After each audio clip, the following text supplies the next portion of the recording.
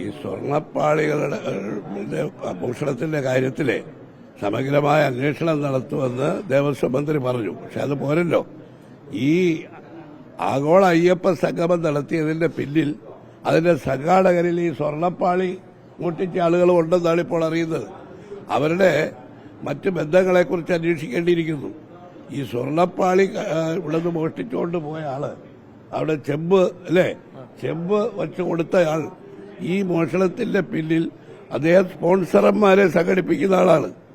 അപ്പൊ ഈ ആഗോള അയ്യപ്പ സംഗമം നടത്തിയതിൽ ഈ സ്വർണ്ണപ്പാളി മോഷണം നടത്തിയവരുടെ പങ്കിനെ കുറിച്ചുകൂടി ഒന്ന് അന്വേഷിക്കണം. അതിന് മന്ത്രി തയ്യാറാവുമോ എന്ന് എനിക്ക് അറിഞ്ഞുകൂടാ. ഇവിടെ ഞങ്ങൾ അതിനോട് നിസ്സഹകരിച്ചത് ആവർത്തിച്ച് പ്രതിപക്ഷ നേതാവ് പറഞ്ഞു. എന്താണ്? രമേശ് ചെന്നിത്തല എല്ലാവരും പറഞ്ഞു, ഇത് കപട ഭക്തിയാണ്. മുഖ്യമന്ത്രിക്ക് അയ്യപ്പ ഭക്തി കൊണ്ടൊന്നുമല്ല ഇത് നടത്തുന്നത്. ഒരു പ്രായശ്ചിത്തം എന്ന നിലയ്ക്ക് പണ്ട് ശബരിമലയിൽ നടത്തിയ അതിക്രമങ്ങൾക്ക് അയ്യപ്പ കോപമുണ്ടായി എന്നുള്ളത് സത്യമാണ്. അതുകൊണ്ടാണല്ലോ ഇങ്ങനെ ഒരു ആഗോള അയ്യപ്പ സംഗമത്തിന് തയ്യാറായത്. ഞാൻ കണ്ണൂരിൽ നിന്ന് കേട്ട ഒരു വർത്തമാനം ഇവിടെ പറയുന്നത് ചെയ്യണമെന്ന് അറിഞ്ഞൂടാ. നമ്മുടെ എം.വി. ഗോവിന്ദൻ മാഷ് പയ്യന്നൂരിലെ ഒരു പ്രശസ്തനായ പ്രഗത്ഭനായ ജ്യോത്സ്യനെ കണ്ടു. അദ്ദേഹം പറഞ്ഞു, 3-ാം വട്ടവും ഞങ്ങളുടെ ഗവൺമെന്റ് അധികാരത്തിൽ വരുമോ എന്ന് കവടി നിരത്തി പറയാൻ പറഞ്ഞു.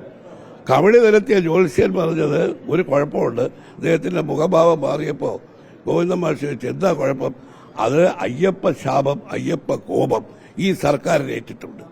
ഗോവിന്ദൻ മാഷ് ചോദിച്ചതിന് വല്ല പരിഹാരക്രിയയുണ്ടോ?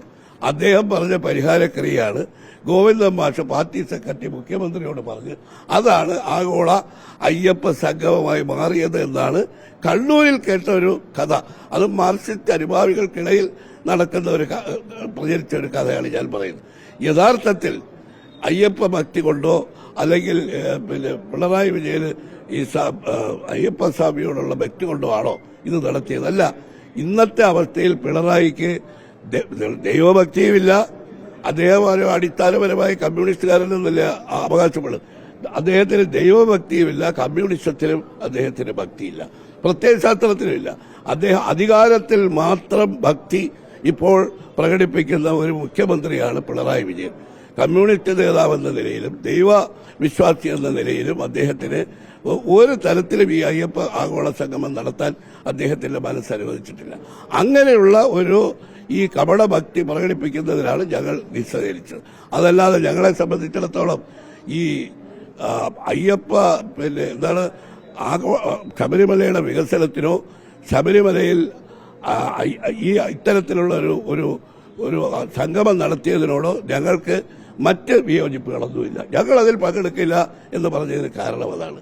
കാരണം ഇത്രയധികം അവിടെ യുവതീ പ്രവേശനത്തിന്റെ പേരിൽ ഈ ശബരിമലയിൽ പമ്പ ഉൾപ്പെടെ പൂങ്കാവനം സംഘർഷഭരിതമാക്കിയ ഒരു ഗവൺമെന്റ്, ആ ഗവൺമെന്റ് പ്രായശ്ചിത്തം നടത്തുന്നത് രാഷ്ട്രീയമായ ആവശ്യത്തിന് വേണ്ടിയാണ്.